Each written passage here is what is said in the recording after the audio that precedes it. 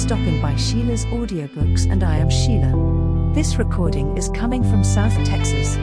All stories on this recording are in the public domain per United States copyright law. This story is about Hastings is sent back to England from the First World War due to injury and is invited to spend his sick leave at the beautiful Styles Court by his old friend John Cavendish. Here, Hastings meets John's stepmother, Mrs. Inglethorp, and her new husband, Alfred. Despite the tranquil surroundings, Hastings begins to realize that all is not right. When Mrs. Inglethorp is found poisoned, suspicion falls on the family, and another old friend, Hercule Poirot, is invited to investigate The Mysterious Affair at Styles. By Agatha Christie. Chapter 1. I Go to Styles. The intense interest aroused in the public by what was known at the time as the Styles case has now somewhat subsided. Nevertheless, in view of the worldwide notoriety which attended it, I have been asked, both by my friend Poirot and the family themselves, to write an account of the whole story. This, we trust, will effectually silence the sensational rumors which still persist. I will therefore briefly set down the circumstances which led to my being connected with the affair. I had been invalided home from the front, and, after spending some months in a rather depressing convalescent home, was given a month's sick leave. Having no near relations or friends, I was trying to make up my mind what to do, when I ran across John Cavendish. I had seen very little of him for some years. Indeed, I had never known him particularly well. He was a good 15 years my senior, for one thing, though he hardly looked his 45 years. As a boy, though, I had often stayed at Styles, his mother's place in Essex. We had a good yarn about old times, and it ended in his inviting me down to Styles to spend my leave there. "The master will be delighted to see you again after all those years," he added. "Your mother keeps well?" I asked. "Oh, yes. I suppose you know that she has married again?" I am afraid I showed my surprise rather plainly. Mrs. Cavendish, who had married John's father when he was a widower with 2 sons, had been a handsome woman of middle age as I remembered her. She certainly could not be a day less than 70 now. I recalled her as an energetic, autocratic personality, somewhat inclined to charitable and social notoriety, with a fondness for opening bazaars and playing the Lady Bountiful. She was a most generous woman, and possessed a considerable fortune of her own. Their country place, Styles Court, had been purchased by Mr. Cavendish early in their married life. He had been completely under his wife's ascendancy, so much so that, on dying, he left the place to her for her lifetime, as well as the larger part of his income, an arrangement that was distinctly unfair to his 2 sons. Their stepmother, however, had always been most generous to them. Indeed, they were so young at the time of their father's remarriage that they always thought of her as their own mother. Lawrence, the younger, had been a delicate youth. He had qualified as a doctor but early relinquished the profession of medicine, and lived at home while pursuing literary ambitions, though his verses never had any marked success. John practiced for some time as a barrister, but had finally settled down to the more congenial life of a country squire. He had married 2 years ago, and had taken his wife to live at Styles, though I entertained a shrewd suspicion that he would have preferred his mother to increase his allowance, which would have enabled him to have a home of his own. Mrs. Cavendish, however, was a lady who liked to make her own plans, and expected other people to fall in with them, and in this case she certainly had the whip hand, namely, the purse strings. John noticed my surprise at the news of his mother's remarriage and smiled rather ruefully. "Rotten little bounder too," he said savagely. "I can tell you, Hastings, it's making life jolly difficult for us. As for Evie, you remember Evie?" "No." "Oh, I suppose she was after your time. She's the mater's factotum, companion, jack of all trades. A great sport, old Evie. Not precisely young and beautiful, but as game as they make them." "You were going to say?" "Oh, this fellow. He turned up from nowhere, on the pretext of being a second cousin or something of Evie's, though she didn't seem particularly keen to acknowledge the relationship. The fellow is an absolute outsider, anyone can see that. He's got a great black beard, and wears patent leather boots in all weathers. But the mater cottoned to him at once, took him on as secretary. You know how she's always running 100 societies. I nodded. Well, of course the war has turned the hundreds into thousands. No doubt the fellow was very useful to her. But you could have knocked us all down with a feather when, 3 months ago, she suddenly announced that she and Alfred were engaged. The fellow must be at least 20 years younger than she is. It's simply barefaced fortune hunting, but there you are, she is her own mistress, and she's married him. It must be a difficult situation for you all. Difficult. It's damnable. Thus it came about that, 3 days later, I descended from the train at Styles Street Mary, an absurd little station, with no apparent reason for existence, perched up in the midst of green fields and country lanes. John Cavendish was waiting on the platform, and piloted me out to the car. Got a drop or two of petrol still, you see, he remarked. Mainly owing to the mater's activities. The village of Styles Street Mary was situated about 2 miles from the little station, and Styles Court lay a mile the other side of it. It was a still, warm day in early July. As one looked out over the flat Essex country, lying so green and peaceful under the afternoon sun, it seemed almost impossible to believe that, not so very far away, a great war was running its appointed course. I felt I had suddenly strayed into another world. As we turned in at the lodge gates, John said, "I'm afraid you'll find it very quiet down here, Hastings." "My dear fellow, that's just what I want." "Oh, it's pleasant enough if you want to lead the idle life. I drill with the volunteers twice a week, and lend a hand at the farms. My wife works regularly on the land. She is up at 5 every morning to milk, and keeps at it steadily until lunchtime. It's a jolly good life taking it all round, if it weren't for that fellow Alfred Inglethorp." He checked the car suddenly, and glanced at his watch. "I wonder if we've time to pick up Cynthia." "No, she'll have started from the hospital by now." "Cynthia? That's not your wife?" "No, Cynthia is a protégée of my mother's, the daughter of an old schoolfellow of hers, who married a rascally solicitor. He came a cropper, and the girl was left an orphan and penniless. My mother came to the rescue, and Cynthia has been with us nearly 2 years now. She works in the Red Cross Hospital at Tadminster, 7 miles away." As he spoke the last words, we drew up in front of the fine old house.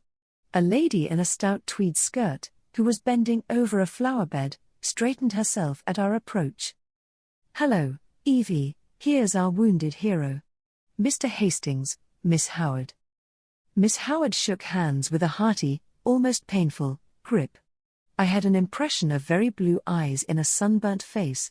She was a pleasant-looking woman of about 40, with a deep voice, almost manly in its stentorian tones, and had a large sensible square body, with feet to match, these last encased in good thick boots.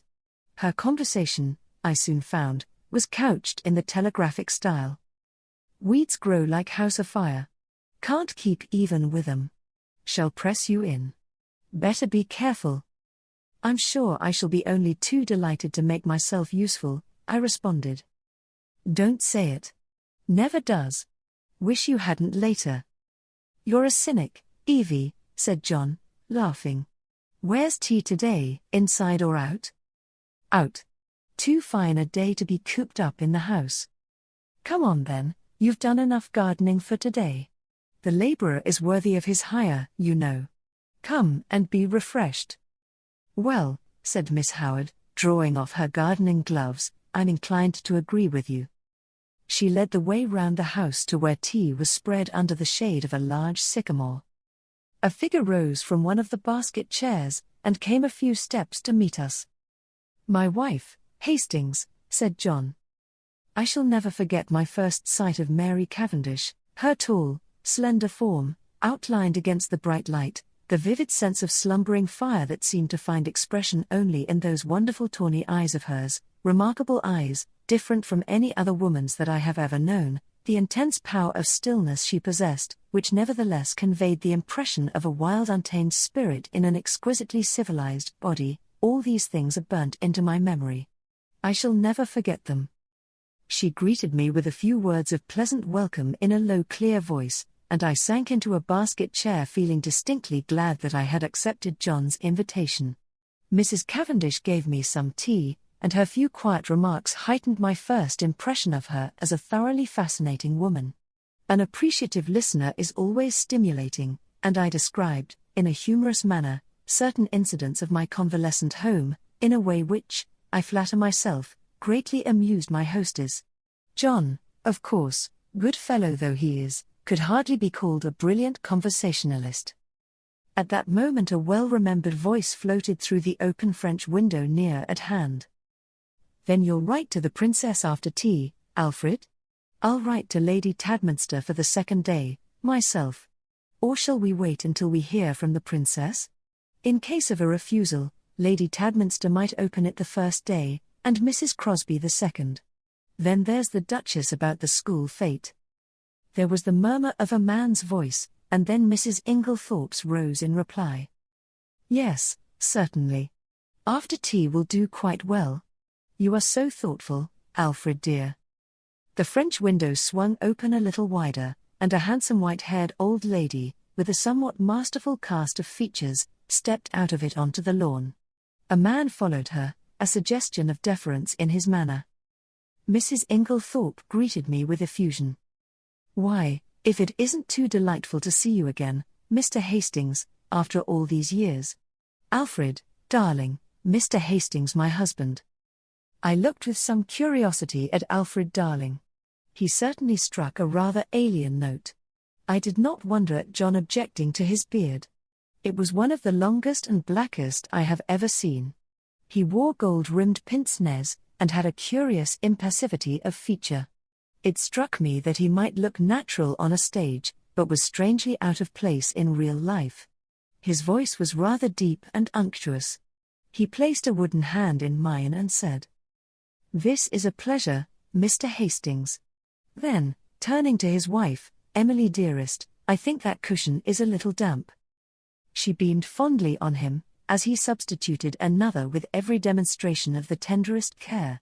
Strange infatuation of an otherwise sensible woman. With the presence of Mr. Inglethorpe, a sense of constraint and veiled hostility seemed to settle down upon the company. Miss Howard, in particular, took no pains to conceal her feelings. Mrs. Inglethorpe, however, seemed to notice nothing unusual.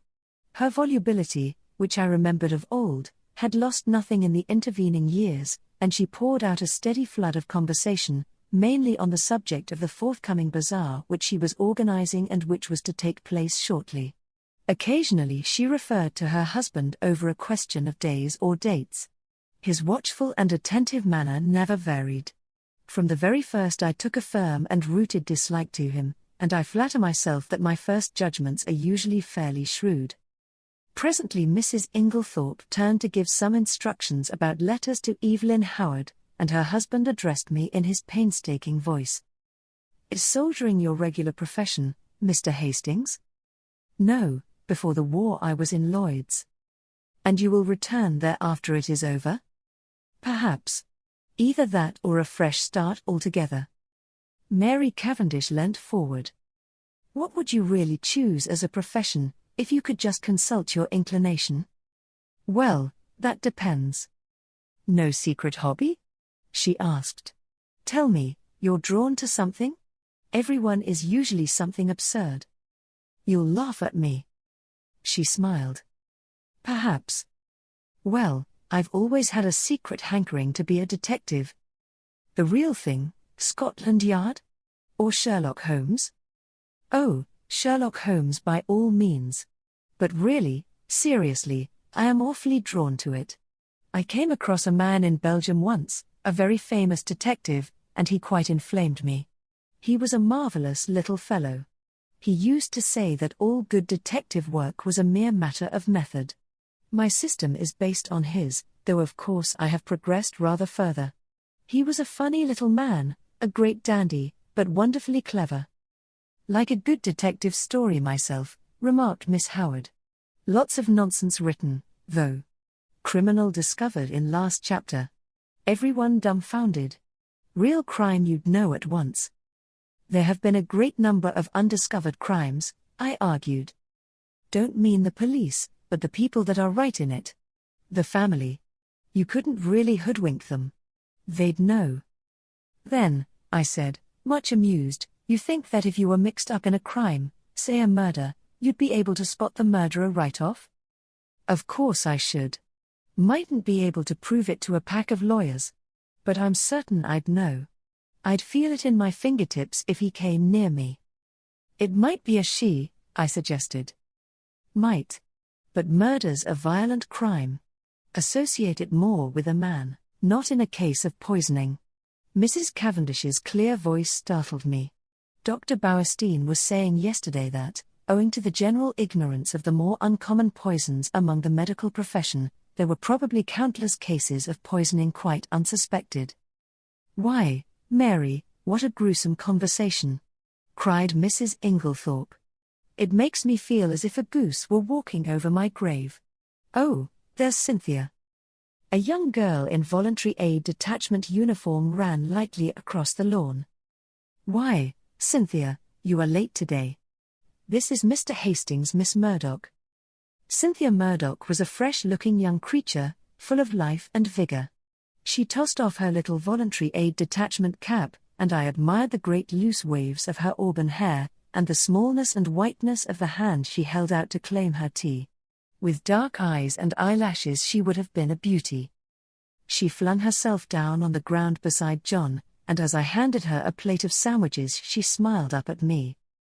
Sit down here on the grass, do. It's ever so much nicer. I dropped down obediently. You work at Tadminster, don't you, Miss Murdoch? She nodded. For my sins. Do they bully you, then? I asked, smiling. I should like to see them, cried Cynthia with dignity. I have got a cousin who is nursing, I remarked.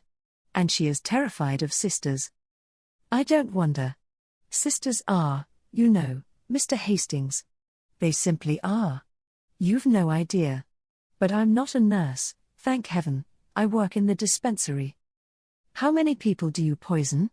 I asked, smiling. Cynthia smiled too. Oh, hundreds, she said. Cynthia, called Mrs. Inglethorp, do you think you could write a few notes for me? Certainly, Aunt Emily. She jumped up promptly, and something in her manner reminded me that her position was a dependent one, and that Mrs. Inglethorp, kind as she might be in the main, did not allow her to forget it. My hostess turned to me. John will show you your room. Supper is at 7:30. We have given up late dinner for some time now. Lady Tadminster, our member's wife, she was the late Lord Abbotsbury's daughter, does the same. She agrees with me that one must set an example of economy. We are quite a war household, nothing is wasted here, every scrap of waste paper, even, is saved and sent away in sacks. I expressed my appreciation, and John took me into the house and up the broad staircase, which forked right and left halfway to different wings of the building. My room was in the left wing, and looked out over the park. John left me, and a few minutes later I saw him from my window walking slowly across the grass arm in arm with Cynthia Murdoch. I heard Mrs. Inglethorp call Cynthia impatiently, and the girl started and ran back to the house. At the same moment, a man stepped out from the shadow of a tree and walked slowly in the same direction. He looked about 40, very dark with a melancholy clean-shaven face. Some violent emotion seemed to be mastering him. He looked up at my window as he passed, and I recognized him, though he had changed much in the 15 years that had elapsed since we last met. It was John's younger brother, Lawrence Cavendish. I wondered what it was that had brought that singular expression to his face. Then I dismissed him from my mind, and returned to the contemplation of my own affairs. The evening passed pleasantly enough, and I dreamed at night of that enigmatical woman, Mary Cavendish. The next morning dawned bright and sunny, and I was full of the anticipation of a delightful visit. I did not see Mrs. Cavendish until lunchtime, when she volunteered to take me for a walk, and we spent a charming afternoon roaming in the woods, returning to the house about 5. As we entered the large hall, John beckoned us both into the smoking room. I saw at once by his face that something disturbing had occurred. We followed him in, and he shut the door after us. "Look here, Mary, there's the deuce of a mess. Evie's had a row with Alfred Inglethorp, and she's off." "Evie? Off?" John nodded gloomily. "Yes, you see she went to the mater, and oh, here's Evie herself." Miss Howard entered. Her lips were set grimly together, and she carried a small suitcase. She looked excited and determined, and slightly on the defensive. "At any rate," she burst out, "I've spoken my mind." "My dear Evelyn," cried Mrs. Cavendish, "this can't be true." Miss Howard nodded grimly. "True enough. Afraid I said some things to Emily she won't forget or forgive in a hurry. Don't mind if they've only sunk in a bit. Probably water off a duck's back, though. I said right out, you're an old woman, Emily, and there's no fool like an old fool. The man's 20 years younger than you, and don't you fool yourself as to what he married you for. Money. Well, don't let him have too much of it. Farmer Rikes has got a very pretty young wife. Just ask your Alfred how much time he spends over there." She was very angry. "Natural." I went on, "I'm going to warn you, whether you like it or not. That man would as soon murder you in your bed as look at you. He's a bad lot. You can say what you like to me, but remember what I've told you. He's a bad lot." "What did she say?" Miss Howard made an extremely expressive grimace. "Darling Alfred, dearest Alfred, wicked calumnies, wicked lies, wicked woman, to accuse her dear husband. The sooner I left her house the better. So I'm off." "But not now?" "This minute." For a moment we sat and stared at her. Finally John Cavendish, finding his persuasions of no avail, went off to look up the trains. His wife followed him, murmuring something about persuading Mrs. Inglethorp to think better of it. As she left the room, Miss Howard's face changed. She leant towards me eagerly. "Mr. Hastings, you're honest. I can trust you?" I was a little startled. She laid her hand on my arm, and sank her voice to a whisper. "Look after her, Mr. Hastings. My poor Emily. They're a lot of sharks, all of them. Oh, I know what I'm talking about. There isn't one of them that's not hard up and trying to get money out of her. I've protected her as much as I could. Now I'm out of the way, they'll impose upon her." "Of course, Miss Howard," I said, "I'll do everything I can, but I'm sure you're excited and overwrought." She interrupted me by slowly shaking her forefinger. "Young man, trust me. I've lived in the world rather longer than you have. All I ask you is to keep your eyes open. You'll see what I mean." The throb of the motor came through the open window, and Miss Howard rose and moved to the door. John's voice sounded outside. With her hand on the handle, she turned her head over her shoulder, and beckoned to me. "Above all, Mr. Hastings, watch that devil, her husband." There was no time for more. Miss Howard was swallowed up in an eager chorus of protests and goodbyes. The Inglethorps did not appear. As the motor drove away, Mrs. Cavendish suddenly detached herself from the group, and moved across the drive to the lawn to meet a tall bearded man who had been evidently making for the house. The color rose in her cheeks as she held out her hand to him. "Who is that?" I asked sharply, for instinctively I distrusted the man. "That's Dr. Bauerstein," said John shortly. "And who is Dr. Bauerstein?" "He's staying in the village doing a rest cure, after a bad nervous breakdown. He's a London specialist, a very clever man, one of the greatest living experts on poisons, I believe." "And he's a great friend of Mary's," put in Cynthia, the irrepressible. John Cavendish frowned and changed the subject. "Come for a stroll, Hastings. This has been a most rotten business. She always had a rough tongue, but there is no stauncher friend in England than Evelyn Howard." He took the path through the plantation, and we walked down to the village through the woods which bordered one side of the estate. As we passed through one of the gates on our way home again, a pretty young woman of gypsy type coming in the opposite direction bowed and smiled. "That's a pretty girl," I remarked appreciatively. John's face hardened. That is Mrs. Rykes. The one that Miss Howard. Exactly, said John, with rather unnecessary abruptness. I thought of the white-haired old lady in the big house, and that vivid wicked little face that had just smiled into ours, and a vague chill of foreboding crept over me. I brushed it aside. Styles is really a glorious old place, I said to John. He nodded rather gloomily. Yes, it's a fine property. It'll be mine someday, should be mine now by rights, if my father had only made a decent will. And then I shouldn't be so damned hard up as I am now. Hard up, are you? My dear Hastings, I don't mind telling you that I'm at my wits' end for money. Couldn't your brother help you? Lawrence? He's gone through every penny he ever had, publishing rotten verses in fancy bindings. No, we're an impecunious lot.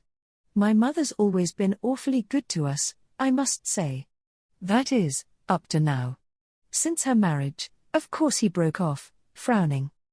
For the first time I felt that, with Evelyn Howard, something indefinable had gone from the atmosphere. Her presence had spelt security. Now that security was removed and the air seemed rife with suspicion. The sinister face of Dr. Bauerstein recurred to me unpleasantly. A vague suspicion of everyone and everything filled my mind. Just for a moment I had a premonition of approaching evil. Chapter 2 The 16th and 17th of July. I had arrived at Styles on the 5th of July. I come now to the events of the 16th and 17th of that month. For the convenience of the reader I will recapitulate the incidents of those days in as exact a manner as possible. They were elicited subsequently at the trial by a process of long and tedious cross-examinations. I received a letter from Evelyn Howard a couple of days after her departure, telling me she was working as a nurse at the big hospital in Middlingham, a manufacturing town some 15 miles away, and begging me to let her know if Mrs. Inglethorp should show any wish to be reconciled. The only fly in the ointment of my peaceful days was Mrs. Cavendish's extraordinary, and, for my part, unaccountable preference for the society of Dr. Bauerstein.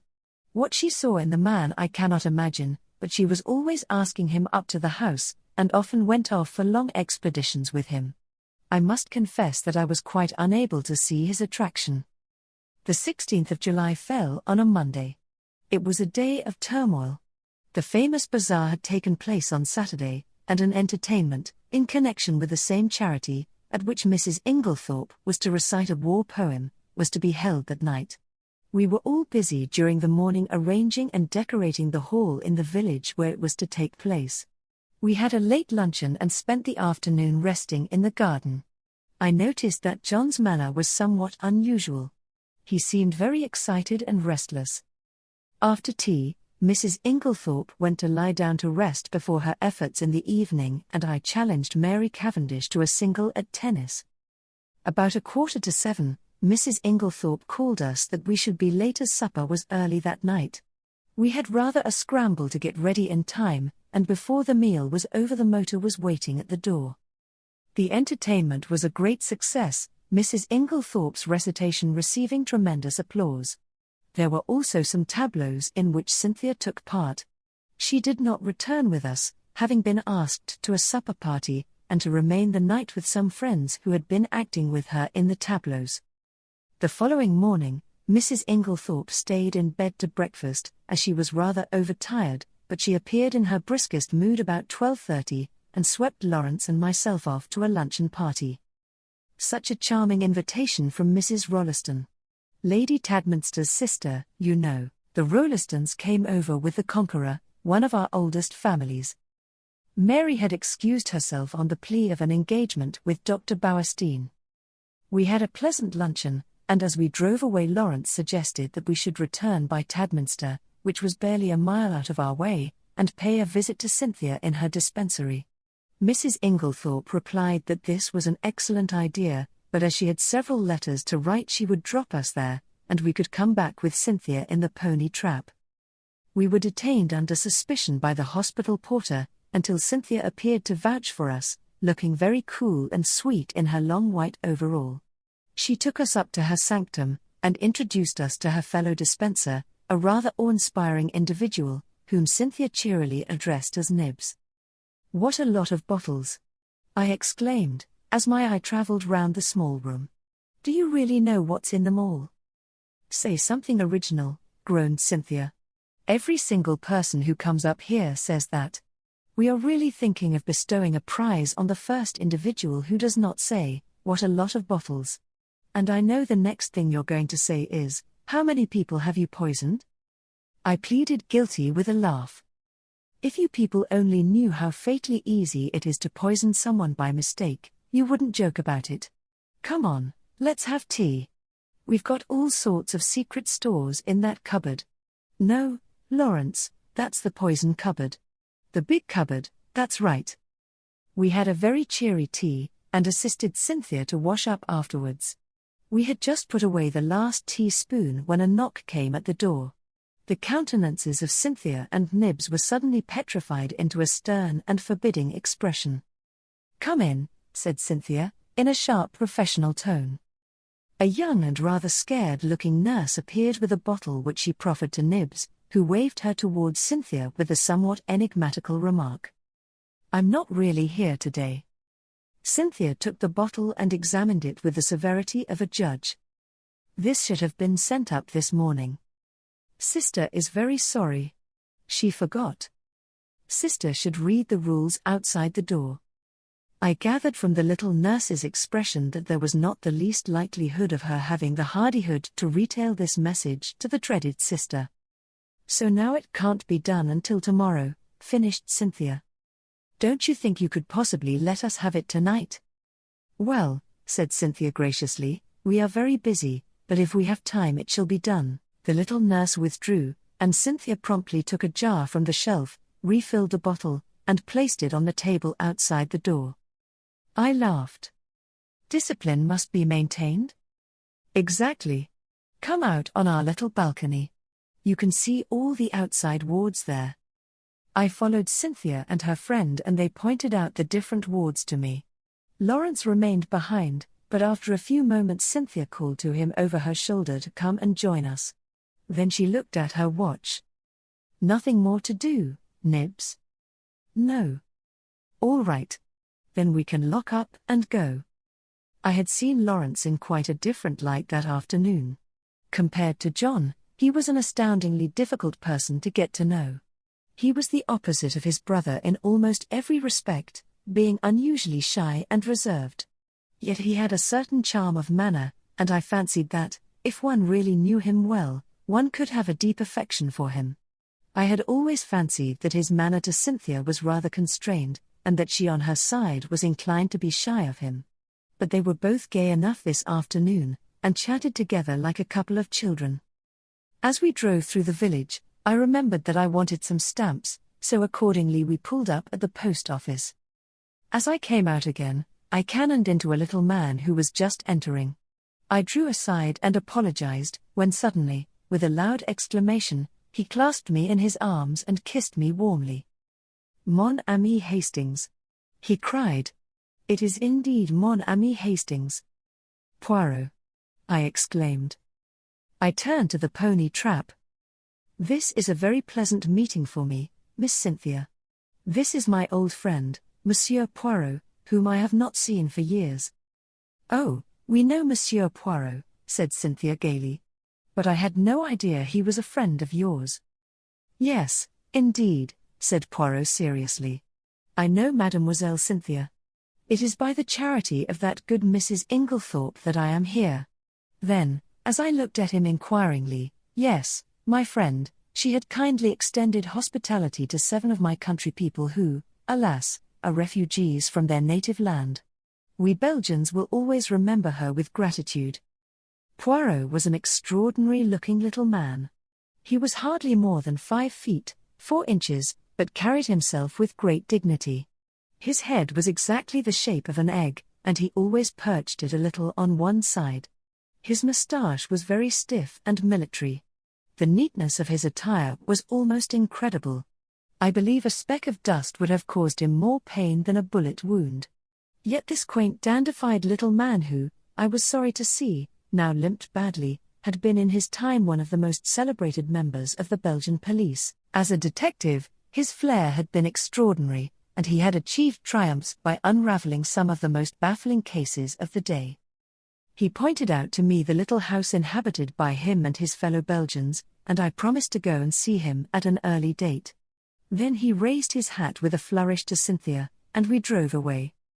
"He's a dear little man," said Cynthia. "I'd no idea you knew him." "You've been entertaining a celebrity unawares," I replied. And, for the rest of the way home, I recited to them the various exploits and triumphs of Hercule Poirot. We arrived back in a very cheerful mood. As we entered the hall, Mrs. Inglethorp came out of her boudoir. She looked flushed and upset. "Oh, it's you," she said. "Is there anything the matter, Aunt Emily?" asked Cynthia. "Certainly not," said Mrs. Inglethorp sharply. "What should there be?" Then catching sight of Dorcas, the parlour maid, going into the dining room, she called to her to bring some stamps into the boudoir. "Yes, ma'am." The old servant hesitated, then added diffidently, "Don't you think, ma'am, you'd better get to bed? You're looking very tired." "Perhaps you're right, Dorcas. Yes, no, not now. I've some letters I must finish by post time. Have you lighted the fire in my room as I told you?" "Yes, ma'am." "Then I'll go to bed directly after supper." She went into the boudoir again, and Cynthia stared after her. "Goodness gracious! I wonder what's up," she said to Lawrence. He did not seem to have heard her, for without a word he turned on his heel and went out of the house. I suggested a quick game of tennis before supper and, Cynthia agreeing, I ran upstairs to fetch my racket. Mrs. Cavendish was coming down the stairs. It may have been my fancy, but she, too, was looking odd and disturbed. "Had a good walk with Dr. Bauerstein?" I asked, trying to appear as indifferent as I could. "I didn't go," she replied abruptly. "Where is Mrs. Inglethorp?" "In the boudoir." Her hand clenched itself on the banisters, then she seemed to nerve herself for some encounter, and went rapidly past me down the stairs across the hall to the boudoir, the door of which she shut behind her. As I ran out to the tennis court a few moments later, I had to pass the open boudoir window, and was unable to help overhearing the following scrap of dialogue. Mary Cavendish was saying in the voice of a woman desperately controlling herself, "Then you won't show it to me?" To which Mrs. Inglethorp replied, "My dear Mary, it has nothing to do with that matter." "Then show it to me." "I tell you it is not what you imagine. It does not concern you in the least," to which Mary Cavendish replied, with a rising bitterness, "Of course, I might have known you would shield him." Cynthia was waiting for me, and greeted me eagerly with, "I say, there's been the most awful row. I've got it all out of Dorcas." "What kind of a row?" "Between Aunt Emily and him. I do hope she's found him out at last." "Was Dorcas there, then?" "Of course not. She happened to be near the door. It was a real old bust-up. I do wish I knew what it was all about." I thought of Mrs. Rykes's gypsy face, and Evelyn Howard's warnings, but wisely decided to hold my peace, whilst Cynthia exhausted every possible hypothesis, and cheerfully hoped, Aunt Emily will send him away, and will never speak to him again. I was anxious to get hold of John, but he was nowhere to be seen. Evidently something very momentous had occurred that afternoon. I tried to forget the few words I had overheard, but, do what I would, I could not dismiss them altogether from my mind. What was Mary Cavendish's concern in the matter? Mr. Inglethorp was in the drawing-room when I came down to supper. His face was impassive as ever, and the strange unreality of the man struck me afresh. Mrs. Inglethorp came down last. She still looked agitated, and during the meal there was a somewhat constrained silence. Inglethorp was unusually quiet. As a rule, he surrounded his wife with little attentions, placing a cushion at her back, and altogether playing the part of the devoted husband. Immediately after supper, Mrs. Inglethorp retired to her boudoir again. "Send my coffee in here, Mary," she called. "I've just 5 minutes to catch the post." Cynthia and I went and sat by the open window in the drawing-room. Mary Cavendish brought our coffee to us. She seemed excited. "Do you young people want lights, or do you enjoy the twilight?" she asked. "Will you take Mrs. Inglethorp her coffee, Cynthia? I will pour it out." "Do not trouble, Mary," said Inglethorp. "I will take it to Emily." He poured it out, and went out of the room carrying it carefully. Lawrence followed him, and Mrs. Cavendish sat down by us. We three sat for some time in silence. It was a glorious night, hot and still. Mrs. Cavendish fanned herself gently with a palm leaf. "It's almost too hot," she murmured. "We shall have a thunderstorm." Alas, that these harmonious moments can never endure. My paradise was rudely shattered by the sound of a well-known, and heartily disliked, voice in the hall. "Dr. Bowerstein!" exclaimed Cynthia. "What a funny time to come!" I glanced jealously at Mary Cavendish, but she seemed quite undisturbed. The delicate pallor of her cheeks did not vary. In a few moments, Alfred Inglethorp had ushered the doctor in, the latter laughing, and protesting that he was in no fit state for a drawing-room. In truth, he presented a sorry spectacle, being literally plastered with mud. "What have you been doing, doctor?" cried Mrs. Cavendish. "I must make my apologies," said the doctor. "I did not really mean to come in, but Mr. Inglethorp insisted." "Well, Bowerstein, you are in a plight," said John, strolling in from the hall.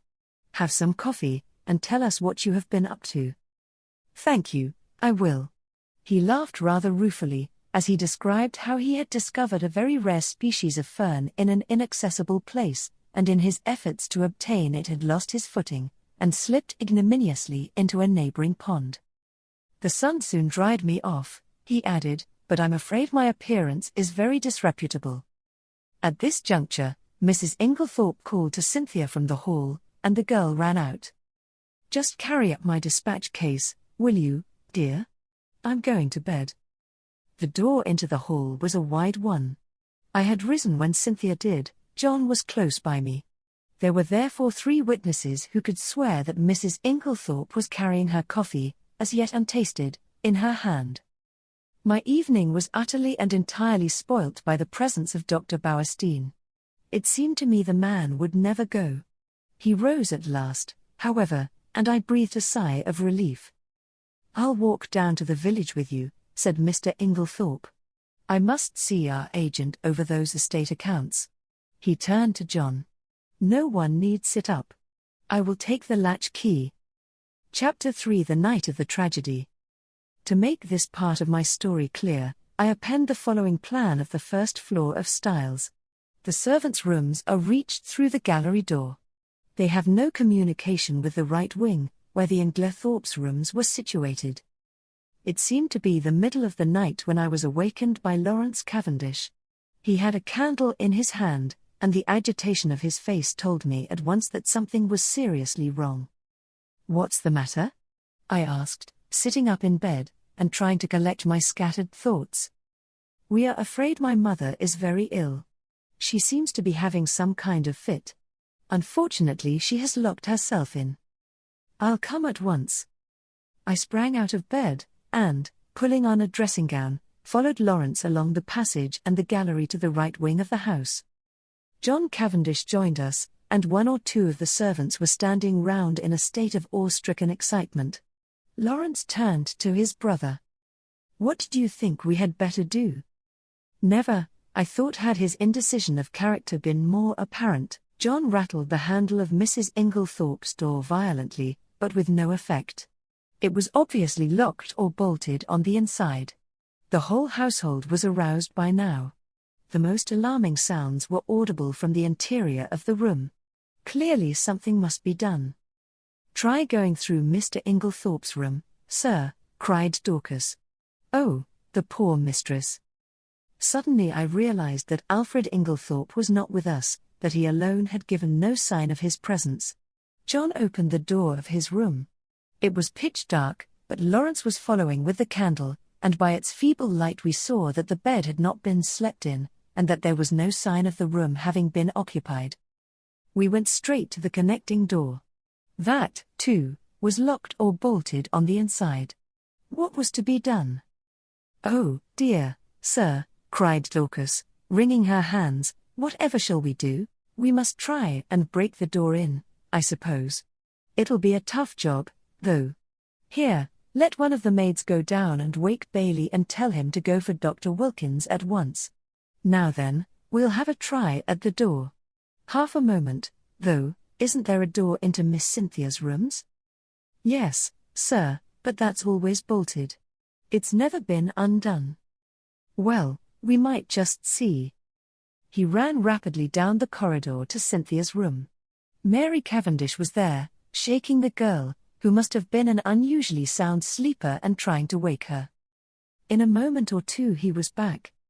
"No good. That's bolted too. We must break in the door. I think this one is a shade less solid than the one in the passage." We strained and heaved together.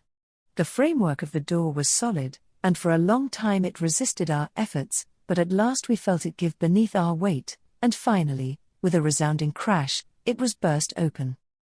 We stumbled in together, Lawrence still holding his candle. Mrs. Inglethorp was lying on the bed, her whole form agitated by violent convulsions, in one of which she must have overturned the table beside her. As we entered, however, her limbs relaxed, and she fell back upon the pillows. John strode across the room, and lit the gas. Turning to Annie, one of the housemaids, he sent her downstairs to the dining room for brandy. Then he went across to his mother whilst I unbolted the door that gave on the corridor. I turned to Lawrence, to suggest that I had better leave them now that there was no further need of my services, but the words were frozen on my lips. Never have I seen such a ghastly look on any man's face. He was white as chalk, the candle he held in his shaking hand was sputtering onto the carpet, and his eyes, petrified with terror, or some such kindred emotion, stared fixedly over my head at a point on the further wall. It was as though he had seen something that turned him to stone. I instinctively followed the direction of his eyes, but I could see nothing unusual. The still feebly flickering ashes in the grate, and the row of prim ornaments on the mantelpiece, were surely harmless enough. The violence of Mrs. Inglethorpe's attack seemed to be passing. She was able to speak in short gasps. "Better now, very sudden, stupid of me, to lock myself in." A shadow fell on the bed and, looking up, I saw Mary Cavendish standing near the door with her arm around Cynthia. She seemed to be supporting the girl, who looked utterly dazed and unlike herself. Her face was heavily flushed, and she yawned repeatedly. "Poor Cynthia is quite frightened," said Mrs. Cavendish in a low clear voice. She herself, I noticed, was dressed in her white land smock. Then it must be later than I thought. I saw that a faint streak of daylight was showing through the curtains of the windows, and that the clock on the mantelpiece pointed to close upon 5 o'clock. A strangled cry from the bed startled me. A fresh access of pain seized the unfortunate old lady. The convulsions were of a violence terrible to behold. Everything was confusion. We thronged round her, powerless to help or alleviate. A final convulsion lifted her from the bed, until she appeared to rest upon her head and her heels, with her body arched in an extraordinary manner. In vain Mary and John tried to administer more brandy. The moments flew. Again the body arched itself in that peculiar fashion. At that moment, Dr. Bauerstein pushed his way authoritatively into the room.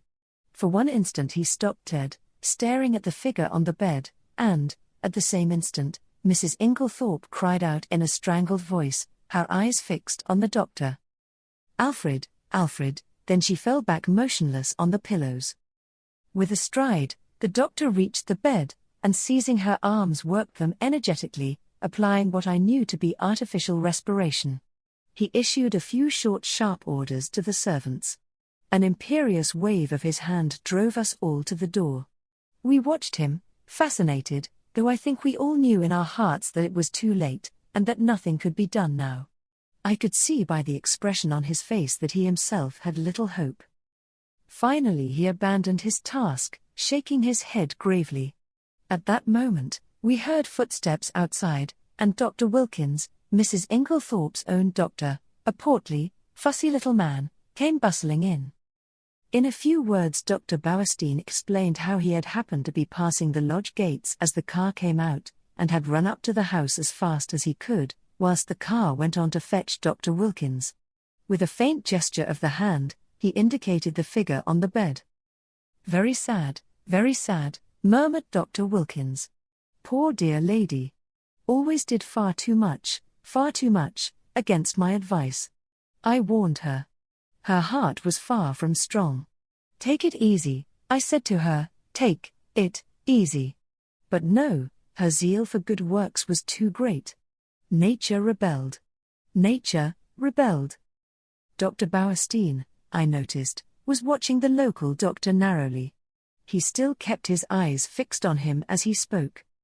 The convulsions were of a peculiar violence, Dr. Wilkins. I am sorry you were not here in time to witness them. They were quite titanic in character. Ah, said Dr. Wilkins wisely. I should like to speak to you in private, said Dr. Bauerstein. He turned to John. You do not object? Certainly not. We all trooped out into the corridor, leaving the two doctors alone, and I heard the key turned in the lock behind us. We went slowly down the stairs. I was violently excited. I have a certain talent for deduction, and Dr. Bauerstein's manner had started a flock of wild surmises in my mind. Mary Cavendish laid her hand upon my arm. What is it? Why did Dr. Bauerstein seem so peculiar? I looked at her. Do you know what I think? What? Listen. I looked round, the others were out of earshot. I lowered my voice to a whisper. I believe she has been poisoned. I'm certain Dr. Bauerstein suspects it. What? She shrank against the wall, the pupils of her eyes dilating wildly. Then, with a sudden cry that startled me, she cried out, No, not that, and breaking from me, fled up the stairs. I followed her, afraid that she was going to faint. I found her leaning against the banisters, deadly pale. She waved me away impatiently. No, leave me. I'd rather be alone. Let me just be quiet for a minute or two. Go down to the others. I obeyed her reluctantly. John and Lawrence were in the dining room. I joined them. We were all silent, but I suppose I voiced the thoughts of us all when I at last broke it by saying, Where is Mr. Inglethorp? John shook his head. He's not in the house. Our eyes met. Where was Alfred Inglethorp? His absence was strange and inexplicable. I remembered Mrs. Inglethorpe's dying words. What lay beneath them? What more could she have told us, if she had had time? At last we heard the doctors descending the stairs. Dr. Wilkins was looking important and excited, and trying to conceal an inward exultation under a manner of decorous calm. Dr. Bauerstein remained in the background, his grave bearded face unchanged. Dr. Wilkins was the spokesman for the two. He addressed himself to John. Mr. Cavendish, I should like your consent to a post-mortem. Is that necessary? Asked John gravely. A spasm of pain crossed his face. Absolutely, said Dr. Bauerstein. You mean by that? That neither Dr. Wilkins nor myself could give a death certificate under the circumstances. John bent his head. In that case, I have no alternative but to agree. Thank you, said Dr. Wilkins briskly. We propose that it should take place tomorrow night or rather tonight. And he glanced at the daylight. Under the circumstances, I am afraid an inquest can hardly be avoided. These formalities are necessary, but I beg that you won't distress yourselves. There was a pause, and then Dr. Bauerstein drew 2 keys from his pocket, and handed them to John. These are the keys of the 2 rooms. I have locked them and, in my opinion, they would be better kept locked for the present. The doctors then departed. I had been turning over an idea in my head, and I felt that the moment had now come to broach it. Yet I was a little chary of doing so. John, I knew, had a horror of any kind of publicity, and was an easygoing optimist, who preferred never to meet trouble halfway. It might be difficult to convince him of the soundness of my plan. Lawrence, on the other hand, being less conventional, and having more imagination, I felt I might count upon as an ally. There was no doubt that the moment had come for me to take the lead. John, I said, I am going to ask you something. Well. You remember my speaking of my friend Poirot? The Belgian who is here. He has been a most famous detective. Yes. I want you to let me call him in to investigate this matter. What now? Before the post-mortem? Yes, time is an advantage if there has been foul play. Rubbish! Cried Lawrence angrily. In my opinion the whole thing is a mare's nest of Bauerstein's. Wilkins hadn't an idea of such a thing, until Bauerstein put it into his head. But, like all specialists, Bauerstein's got a bee in his bonnet. Poisons are his hobby, so of course he sees them everywhere. I confess that I was surprised by Lawrence's attitude. He was so seldom vehement about anything. John hesitated. I can't feel as you do, Lawrence, he said at last. I'm inclined to give Hastings a free hand, though I should prefer to wait a bit. We don't want any unnecessary scandal. No, no, I cried eagerly, you need have no fear of that. Poirot is discretion itself. Very well, then, have it your own way. I leave it in your hands.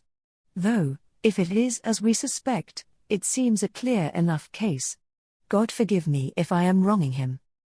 I looked at my watch. It was 6 o'clock. I determined to lose no time. 5 minutes delay, however, I allowed myself. I spent it in ransacking the library until I discovered a medical book which gave a description of strychnine poisoning. Chapter 4 Poirot Investigates. The house which the Belgians occupied in the village was quite close to the park gates. One could save time by taking a narrow path through the long grass, which cut off the detours of the winding drive. So I, accordingly, went that way. I had nearly reached the lodge, when my attention was arrested by the running figure of a man approaching me. It was Mr. Inglethorp. Where had he been? How did he intend to explain his absence? He accosted me eagerly. My God! This is terrible. My poor wife. I have only just heard. Where have you been? I asked. Denby kept me late last night. It was 1 o'clock before we'd finished.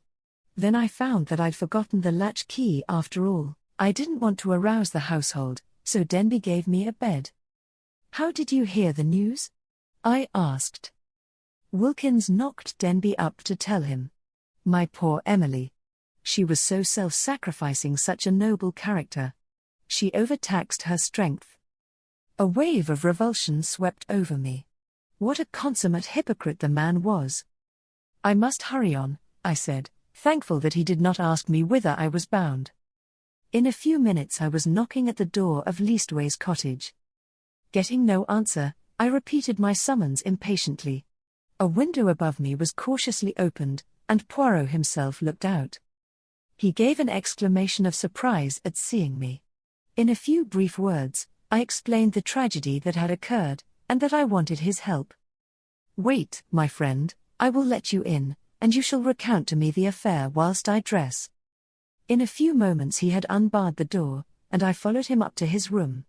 There he installed me in a chair, and I related the whole story, keeping back nothing, and omitting no circumstance, however insignificant, whilst he himself made a careful and deliberate toilet. I told him of my awakening, of Mrs. Inglethorpe's dying words, of her husband's absence, of the quarrel the day before, of the scrap of conversation between Mary and her mother-in-law that I had overheard, of the former quarrel between Mrs. Inglethorpe and Evelyn Howard, and of the latter's innuendos. I was hardly as clear as I could wish. I repeated myself several times, and occasionally had to go back to some detail that I had forgotten. Poirot smiled kindly on me. The mind is confused. Is it not so? Take time, mon ami. You are agitated, you are excited, it is but natural. Presently, when we are calmer, we will arrange the facts, neatly, each in his proper place. We will examine and reject. Those of importance we will put on one side, those of no importance, poof.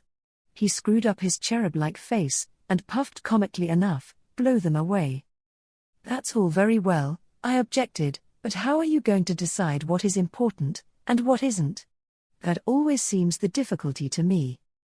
Poirot shook his head energetically. He was now arranging his moustache with exquisite care. Not so. Voyons. One fact leads to another, so we continue. Does the next fit in with that? A merveille. Good. We can proceed. This next little fact, no. Ah, that is curious. There is something missing, a link in the chain that is not there. We examine. We search. And that little curious fact, that possibly paltry little detail that will not tally, we put it here. He made an extravagant gesture with his hand. It is significant. It is tremendous. Yes. Ah, Poirot shook his forefinger so fiercely at me that I quailed before it. Beware. Peril to the detective who says, it is so small, it does not matter. It will not agree. I will forget it. That way lies confusion. Everything matters. I know. You always told me that. That's why I have gone into all the details of this thing, whether they seem to me relevant or not. And I am pleased with you. You have a good memory, and you have given me the facts faithfully. Of the order in which you present them, I say nothing truly, it is deplorable. But I make allowances, you are upset. To that I attribute the circumstance that you have omitted one fact of paramount importance. What is that? I asked. You have not told me if Mrs. Inglethorp ate well last night. I stared at him. Surely the war had affected the little man's brain. He was carefully engaged in brushing his coat before putting it on, and seemed wholly engrossed in the task. I don't remember, I said. And, anyway, I don't see. You do not see? But it is of the first importance. I can't see why, I said, rather nettled. As far as I can remember, she didn't eat much. She was obviously upset, and it had taken her appetite away. That was only natural. Yes, said Poirot thoughtfully, it was only natural. He opened a drawer, and took out a small dispatch case, then turned to me. Now I am ready. We will proceed to the chateau, and study matters on the spot. Excuse me, mon ami, you dressed in haste, and your tie is on one side. Permit me. With a deft gesture, he rearranged it.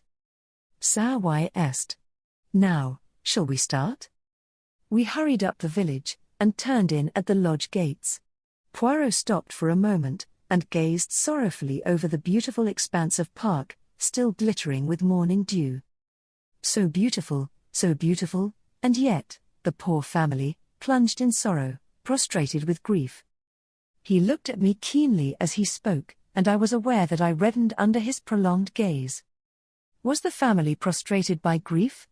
Was the sorrow at Mrs. Inglethorpe's death so great? I realized that there was an emotional lack in the atmosphere. The dead woman had not the gift of commanding love. Her death was a shock and a distress, but she would not be passionately regretted. Poirot seemed to follow my thoughts. He nodded his head gravely. No, you are right, he said, it is not as though there was a blood tie. She has been kind and generous to these Cavendishes, but she was not their own mother. Blood tells, always remember that, blood tells. Poirot, I said, I wish you would tell me why you wanted to know if Mrs. Inglethorpe ate well last night. I have been turning it over in my mind, but I can't see how it has anything to do with the matter. He was silent for a minute or two as we walked along, but finally he said, I do not mind telling you though, as you know, it is not my habit to explain until the end is reached.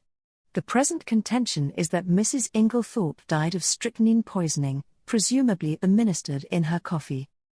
Yes? Well, what time was the coffee served? About 8 o'clock. Therefore she drank it between then and 8:30, certainly not much later. Well, strychnine is a fairly rapid poison. Its effects would be felt very soon, probably in about an hour. Yet, in Mrs. Inglethorpe's case, the symptoms do not manifest themselves until 5 o'clock the next morning, 9 hours. But a heavy meal, taken at about the same time as the poison, might retard its effects, though hardly to that extent. Still, it is a possibility to be taken into account. But, according to you, She ate very little for supper, and yet the symptoms do not develop until early the next morning. Now that is a curious circumstance, my friend. Something may arise at the autopsy to explain it. In the meantime, remember it. As we neared the house, John came out and met us. His face looked weary and haggard. "This is a very dreadful business, Monsieur Poirot," he said. "Hastings has explained to you that we are anxious for no publicity?" "I comprehend perfectly. You see, it is only suspicion so far. We have nothing to go upon." "Precisely. It is a matter of precaution only." John turned to me, taking out his cigarette case, and lighting a cigarette as he did so. "You know that fellow Inglethorp is back?" "Yes. I met him." John flung the match into an adjacent flower bed, a proceeding which was too much for Poirot's feelings. He retrieved it, and buried it neatly. "It's jolly difficult to know how to treat him." "That difficulty will not exist long," pronounced Poirot quietly. John looked puzzled, not quite understanding the portent of this cryptic saying. He handed the 2 keys which Dr. Bauerstein had given him to me. "Show Monsieur Poirot everything he wants to see." "The rooms are locked?" asked Poirot. Dr. Bauerstein considered it advisable. Poirot nodded thoughtfully. "Then he is very sure. Well, that simplifies matters for us." We went up together to the room of the tragedy. For convenience, I append a plan of the room and the principal articles of furniture in it. Poirot locked the door on the inside, and proceeded to a minute inspection of the room. He darted from one object to the other with the agility of a grasshopper. I remained by the door, fearing to obliterate any clues. Poirot, however, did not seem grateful to me for my forbearance. "What have you, my friend," he cried, "that you remain there like, how do you say it? Ah, yes, the stuck pig?" I explained that I was afraid of obliterating any footmarks. "Footmarks? But what an idea! There has already been practically an army in the room. What footmarks are we likely to find? No, come here and aid me in my search. I will put down my little case until I need it." He did so, on the round table by the window, but it was an ill-advised proceeding, for, the top of it being loose, it tilted up, and precipitated the dispatch case on the floor. "Et voilà une table!" cried Poirot. "Ah, my friend, one may live in a big house and yet have no comfort." After which piece of moralizing, he resumed his search. A small purple dispatch case, with a key in the lock, on the writing table, engaged his attention for some time. He took out the key from the lock, and passed it to me to inspect. I saw nothing peculiar, however. It was an ordinary key of the Yale type, with a bit of twisted wire through the handle. Next, he examined the framework of the door we had broken in, assuring himself that the bolt had really been shot. Then he went to the door opposite leading into Cynthia's room. That door was also bolted, as I had stated. However, he went to the length of unbolting it, and opening and shutting it several times. This he did with the utmost precaution against making any noise. Suddenly something in the bolt itself seemed to rivet his attention. He examined it carefully, and then, nimbly whipping out a pair of small forceps from his case, he drew out some minute particle which he carefully sealed up in a tiny envelope. On the chest of drawers there was a tray with a spirit lamp and a small saucepan on it. A small quantity of a dark fluid remained in the saucepan, and an empty cup and saucer that had been drunk out of stood near it. I wondered how I could have been so unobservant as to overlook this. Here was a clue worth having. Poirot delicately dipped his finger into liquid, and tasted it gingerly. He made a grimace. "Cocoa, with, I think, rum in it." He passed on to the debris on the floor, where the table by the bed had been overturned. A reading lamp, some books, matches, a bunch of keys, and the crushed fragments of a coffee cup lay scattered about. "Ah, this is curious," said Poirot. "I must confess that I see nothing particularly curious about it." "You do not? Observe the lamp, the chimney is broken in 2 places, they lie there as they fell. But see, the coffee cup is absolutely smashed to powder." "Well, I said wearily. I suppose someone must have stepped on it. Exactly, said Poirot, in an odd voice. Someone stepped on it. He rose from his knees, and walked slowly across to the mantelpiece, where he stood abstractedly fingering the ornaments and straightening them, a trick of his when he was agitated. Mon ami, he said, turning to me, somebody stepped on that cup, grinding it to powder, and the reason they did so was either because it contained strychnine or, which is far more serious, because it did not contain strychnine. I made no reply. I was bewildered, but I knew that it was no good asking him to explain. In a moment or two he roused himself, and went on with his investigations. He picked up the bunch of keys from the floor, and twirling them round in his fingers finally selected one, very bright and shining, which he tried in the lock of the purple dispatch case. It fitted, and he opened the box, but after a moment's hesitation, closed and relocked it, and slipped the bunch of keys, as well as the key that had originally stood in the lock, into his own pocket. I have no authority to go through these papers. But it should be done at once. He then made a very careful examination of the drawers of the washstand. Crossing the room to the left-hand window, a round stain, hardly visible on the dark brown carpet, seemed to interest him particularly. He went down on his knees, examining it minutely, even going so far as to smell it. Finally, he poured a few drops of the cocoa into a test tube, sealing it up carefully.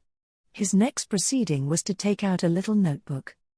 "We have found in this room," he said, writing busily, 6 points of interest. "Shall I enumerate them, or will you?" "Oh, you," I replied hastily. "Very well, then. 1. A coffee cup that has been ground into powder. 2. A dispatch case with a key in the lock. 3. A stain on the floor." "That may have been done some time ago," I interrupted. "No, for it is still perceptibly damp and smells of coffee. 4. A fragment of some dark green fabric, only a thread or two, but recognizable." "Ah!" I cried. "That was what you sealed up in the envelope?" "Yes.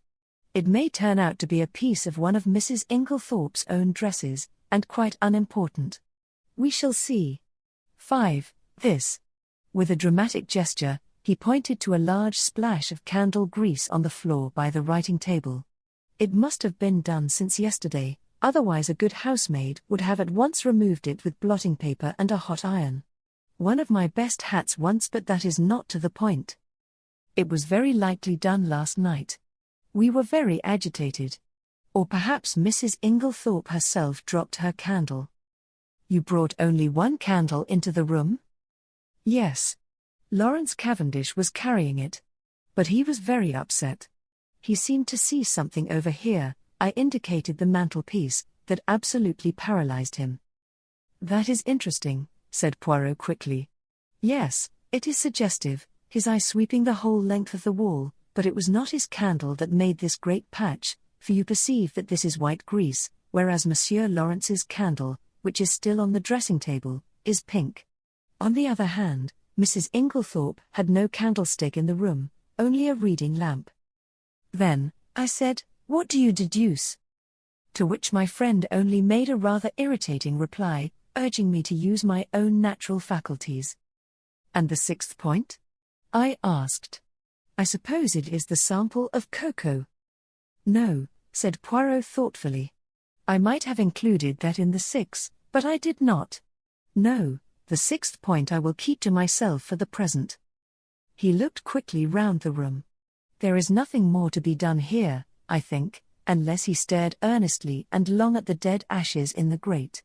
"The fire burns and it destroys, but by chance there might be, let us see." Deftly, on hands and knees, he began to sort the ashes from the grate into the fender, handling them with the greatest caution. Suddenly, he gave a faint exclamation. "The forceps, Hastings."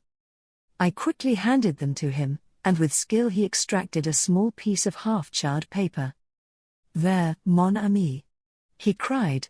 "What do you think of that?" I scrutinized the fragment. "This is an exact reproduction of it." I was puzzled. It was unusually thick, quite unlike ordinary notepaper. Suddenly an idea struck me. "Poirot, I cried. This is a fragment of a will. Exactly. I looked up at him sharply. You are not surprised? No, he said gravely, I expected it. I relinquished the piece of paper, and watched him put it away in his case, with the same methodical care that he bestowed on everything. My brain was in a whirl. What was this complication of a will? Who had destroyed it? The person who had left the candle grease on the floor? Obviously. But how had anyone gained admission? All the doors had been bolted on the inside. Now, my friend, said Poirot briskly, we will go. I should like to ask a few questions of the parlour-maid Dorcas. Her name is it not? We passed through Alfred Inglethorp's room, and Poirot delayed long enough to make a brief but fairly comprehensive examination of it. We went out through that door, locking both it and that of Mrs. Inglethorp's room as before. I took him down to the boudoir which he had expressed a wish to see, and went myself in search of Dorcas. When I returned with her, however, the boudoir was empty. Poirot, I cried, where are you?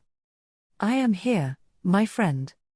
He had stepped outside the French window, and was standing, apparently lost in admiration, before the various shaped flower beds. Admirable. He murmured. Admirable. What symmetry. Observe that crescent, and those diamonds, their neatness rejoices the eye. The spacing of the plants, also, is perfect. It has been recently done, is it not so? Yes, I believe they were at it yesterday afternoon. But come in, Dorcas is here. Eh bien, eh bien. Do not grudge me a moment's satisfaction of the eye. Yes, but this affair is more important. And how do you know that these fine begonias are not of equal importance? I shrugged my shoulders. There was really no arguing with him if he chose to take that line. You do not agree? But such things have been. Well, we will come in and interview the brave Dorcas. Dorcas was standing in the boudoir, her hands folded in front of her, and her grey hair rose in stiff waves under her white cap. She was the very model and picture of a good old-fashioned servant. In her attitude towards Poirot, she was inclined to be suspicious, but he soon broke down her defences. He drew forward a chair. Pray be seated, mademoiselle. Thank you, sir. You have been with your mistress many years, is it not so? 10 years, sir. That is a long time, and very faithful service. You were much attached to her, were you not? She was a very good mistress to me, sir. Then you will not object to answering a few questions. I put them to you with Mr. Cavendish's full approval. Oh, certainly, sir. Then I will begin by asking you about the events of yesterday afternoon. Your mistress had a quarrel? Yes, sir. But I don't know that I ought. Dorcas hesitated. Poirot looked at her keenly. My good Dorcas, it is necessary that I should know every detail of that quarrel as fully as possible. Do not think that you are betraying your mistress's secrets. Your mistress lies dead, and it is necessary that we should know all, if we are to avenge her. Nothing can bring her back to life, but we do hope, if there has been foul play, to bring the murderer to justice. Amen to that, said Dorcas fiercely. And, naming no names, there's one in this house that none of us could ever abide. And an ill day it was when first he darkened the threshold. Poirot waited for her indignation to subside, and then, resuming his businesslike tone, he asked. Now, as to this quarrel? What is the first you heard of it? Well, sir, I happened to be going along the hall outside yesterday. What time was that? I couldn't say exactly, sir, but it wasn't tea time by a long way. Perhaps 4 o'clock, or it may have been a bit later. Well, sir, as I said, I happened to be passing along, when I heard voices very loud and angry in here. I didn't exactly mean to listen, but well, there it is. I stopped. The door was shut, but the mistress was speaking very sharp and clear, and I heard what she said quite plainly. You have lied to me, and deceived me, she said. I didn't hear what Mr. Inglethorp replied. He spoke a good bit lower than she did, but she answered, How dare you? I have kept you and clothed you and fed you. You owe everything to me. And this is how you repay me. By bringing disgrace upon our name. Again I didn't hear what he said, but she went on, nothing that you can say will make any difference. I see my duty clearly. My mind is made up. You need not think that any fear of publicity, or scandal between husband and wife will deter me. Then I thought I heard them coming out, so I went off quickly. You are sure it was Mr. Inglethorp's voice you heard? Oh, yes, sir, whose else's could it be? Well, what happened next? Later, I came back to the hall, but it was all quiet. At 5 o'clock, Mrs. Inglethorp rang the bell and told me to bring her a cup of tea, nothing to eat, to the boudoir. She was looking dreadful, so white and upset. Dorcas, she says, I've had a great shock. I'm sorry for that, ma'am, I says. You'll feel better after a nice hot cup of tea, ma'am. She had something in her hand. I don't know if it was a letter, or just a piece of paper, but it had writing on it, and she kept staring at it, almost as if she couldn't believe what was written there. She whispered to herself, as though she had forgotten I was there, these few words and everything's changed. And then she says to me, never trust a man, Dorcas, they're not worth it.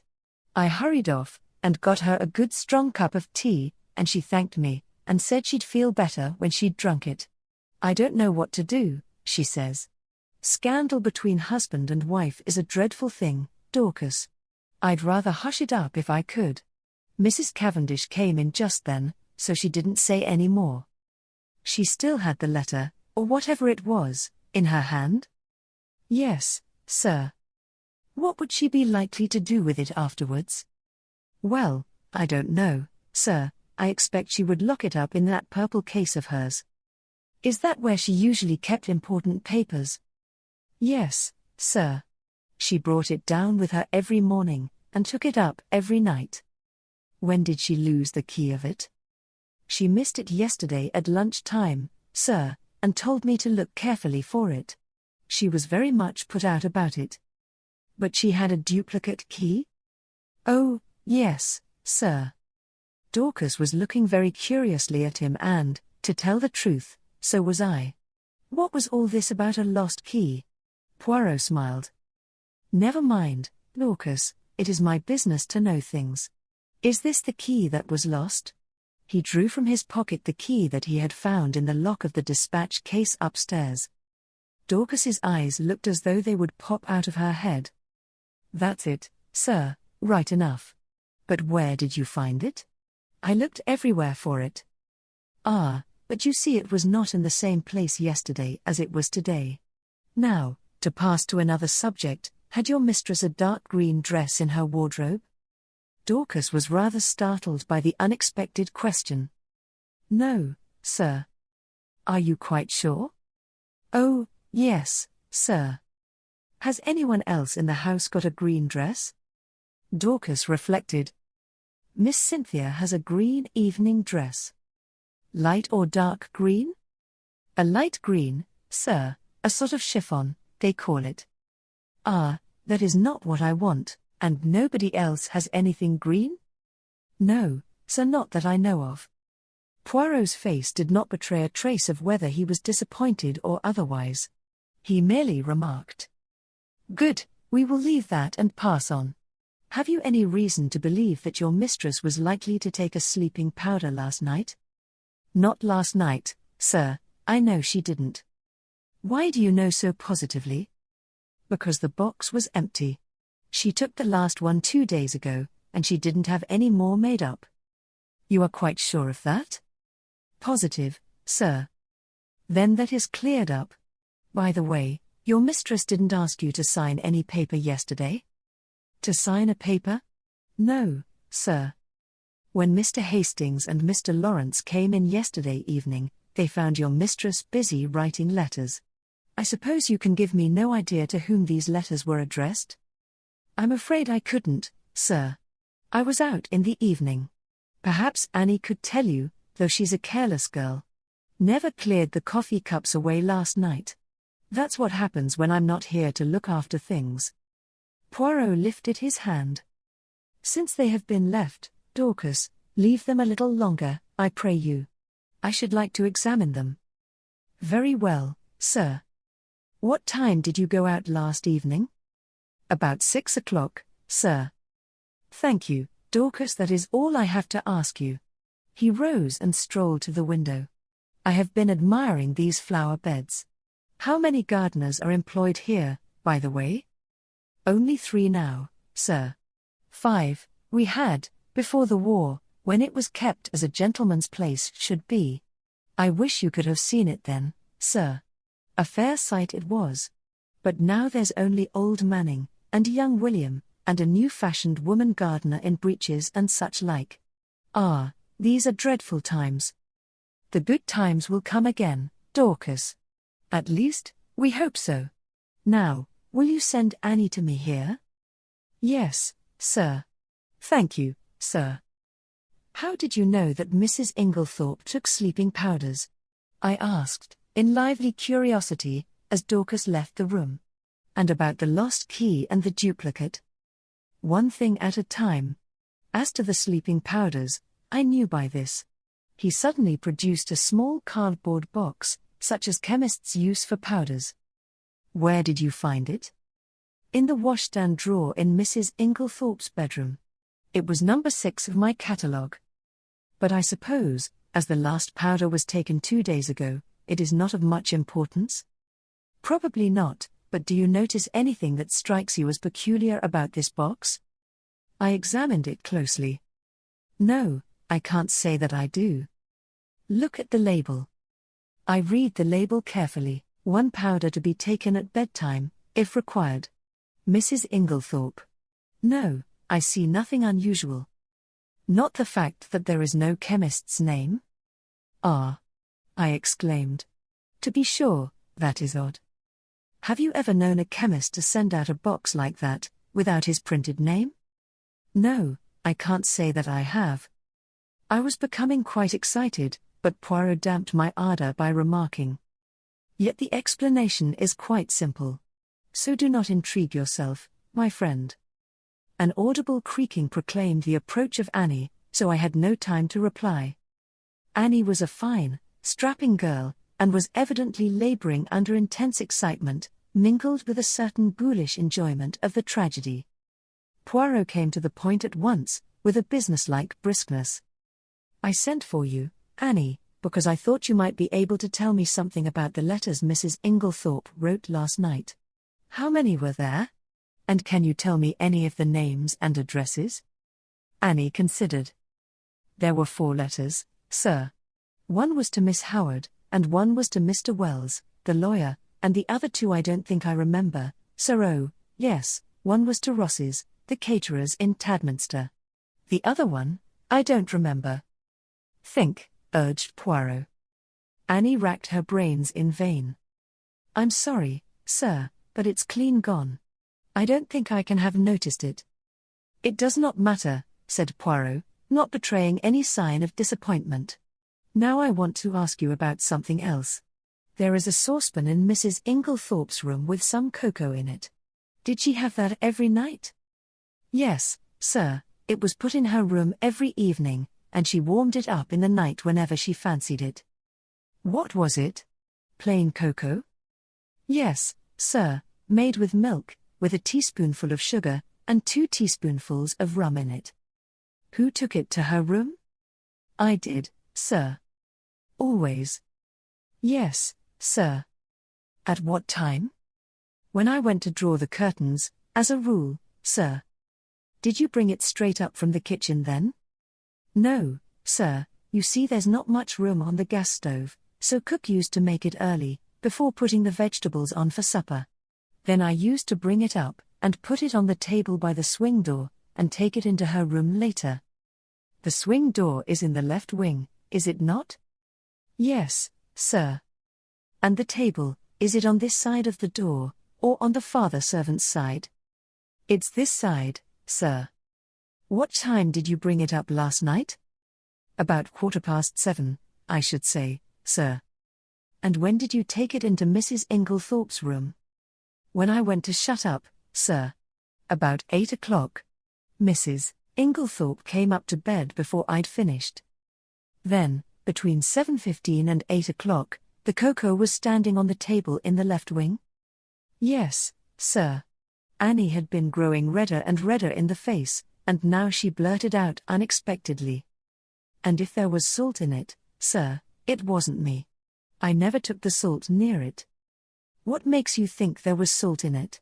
Asked Poirot. Seeing it on the tray, sir. You saw some salt on the tray? Yes. Coarse kitchen salt, it looked.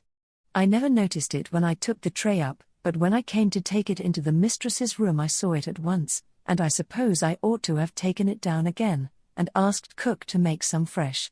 But I was in a hurry, because Dorcas was out, and I thought maybe the cocoa itself was all right, and the salt had only gone on the tray. So I dusted it off with my apron, and took it in. I had the utmost difficulty in controlling my excitement. Unknown to herself, Annie had provided us with an important piece of evidence. How she would have gaped if she had realized that her coarse kitchen salt was strychnine, one of the most deadly poisons known to mankind. I marveled at Poirot's calm. His self-control was astonishing. I awaited his next question with impatience, but it disappointed me. When you went into Mrs. Inglethorp's room, was the door leading into Miss Cynthia's room bolted? Oh. Yes, sir, it always was. It had never been opened. And the door into Mr. Inglethorp's room? Did you notice if that was bolted too? Annie hesitated. I couldn't rightly say, sir, it was shut, but I couldn't say whether it was bolted or not. When you finally left the room, did Mrs. Inglethorp bolt the door after you? No, sir, not then, but I expect she did later. She usually did lock it at night. The door into the passage, that is. Did you notice any candle grease on the floor when you did the room yesterday? Candle grease? Oh, no, sir. Mrs. Inglethorp didn't have a candle, only a reading lamp. Then, if there had been a large patch of candle grease on the floor, you think you would have been sure to have seen it? Yes, sir, and I would have taken it out with a piece of blotting paper and a hot iron. Then Poirot repeated the question he had put to Dorcas. Did your mistress ever have a green dress? No, sir. Nor a mantle, nor a cape, nor how do you call it? A sports coat? Not green, sir. Nor anyone else in the house? Annie reflected. No, sir. You are sure of that? Quite sure. Bien. That is all I want to know. Thank you very much. With a nervous giggle, Annie took herself creakingly out of the room. My pent-up excitement burst forth. Poirot, I cried, I congratulate you. This is a great discovery. What is a great discovery? Why, that it was the cocoa and not the coffee that was poisoned. That explains everything. Of course it did not take effect until the early morning, since the cocoa was only drunk in the middle of the night. So you think that the cocoa, mark well what I say, Hastings, the cocoa contains strychnine? Of course. That salt on the tray, what else could it have been? It might have been salt, replied Poirot placidly. I shrugged my shoulders. If he was going to take the matter that way, it was no good arguing with him. The idea crossed my mind, not for the first time, that poor old Poirot was growing old. Privately I thought it lucky that he had associated with him someone of a more receptive type of mind. Poirot was surveying me with quietly twinkling eyes. You are not pleased with me, mon ami? My dear Poirot, I said coldly, it is not for me to dictate to you. You have a right to your own opinion, just as I have to mine. A most admirable sentiment, remarked Poirot, rising briskly to his feet. Now I have finished with this room. By the way, whose is the smaller desk in the corner? Mr. Inglethorp's. Ah, he tried the roll top tentatively. Locked. But perhaps one of Mrs. Inglethorp's keys would open it. He tried several, twisting and turning them with a practiced hand, and finally uttering an ejaculation of satisfaction. Voila! It is not the key, but it will open it at a pinch. He slid back the roll top, and ran a rapid eye over the neatly filed papers. To my surprise, he did not examine them, merely remarking approvingly as he relocked the desk, "Decidedly, he is a man of method, this Mr. Inglethorp." A man of method was, in Poirot's estimation, the highest praise that could be bestowed on any individual. I felt that my friend was not what he had been as he rambled on disconnectedly. There were no stamps in his desk, but there might have been, mon ami? There might have been? Yes, his eyes wandered round the room. This boudoir has nothing more to tell us. It did not yield much. Only this. He pulled a crumpled envelope out of his pocket and tossed it over to me. It was rather a curious document. A plain, dirty-looking old envelope with a few words scrawled across it, apparently at random. The following is a facsimile of it. Possessed. I am possessed. He is possessed. I am possessed. Possessed. Chapter 5. It isn't strychnine, is it? Where did you find this? I asked Poirot, in lively curiosity. In the waste paper basket. You recognize the handwriting? Yes, it is Mrs. Inglethorpe's. But what does it mean? Poirot shrugged his shoulders. I cannot say, but it is suggestive. A wild idea flashed across me. Was it possible that Mrs. Inglethorpe's mind was deranged? Had she some fantastic idea of demoniacal possession? And, if that was so, was it not also possible that she might have taken her own life? I was about to expound these theories to Poirot, when his own words distracted me. Come, he said, now to examine the coffee cups. My dear Poirot, what on earth is the good of that, now that we know about the cocoa? Oh, la la! That miserable cocoa! Cried Poirot flippantly. He laughed with apparent enjoyment, raising his arms to heaven in mock despair, in what I could not but consider the worst possible taste. And, anyway, I said, with increasing coldness, as Mrs. Inglethorpe took her coffee upstairs with her, I do not see what you expect to find, unless you consider it likely that we shall discover a packet of strychnine on the coffee tray. Poirot was sobered at once. Come, my friend, he said, slipping his arms through mine. Ne vous facis pas. Allow me to interest myself in my coffee cups, and I will respect your cocoa. There. Is it a bargain? He was so quaintly humorous that I was forced to laugh, and we went together to the drawing-room, where the coffee cups and tray remained undisturbed as we had left them. Poirot made me recapitulate the scene of the night before, listening very carefully, and verifying the position of the various cups. So Mrs. Cavendish stood by the tray and poured out. Yes. Then she came across to the window where you sat with Mademoiselle Cynthia. Yes. Here are the 3 cups. And the cup on the mantelpiece, half drunk, that would be Mr. Lawrence Cavendish's. And the one on the tray? John Cavendish's. I saw him put it down there. Good. 1, 2, 3, 4, 5. But where, then, is the cup of Mr. Inglethorpe? He does not take coffee. Then all are accounted for. One moment, my friend. With infinite care, he took a drop or 2 from the grounds in each cup, sealing them up in separate test tubes, tasting each in turn as he did so. His physiognomy underwent a curious change. An expression gathered there that I can only describe as half puzzled, and half relieved. Bien, he said at last. It is evident. I had an idea, but clearly I was mistaken. Yes, altogether I was mistaken. Yet it is strange. But no matter.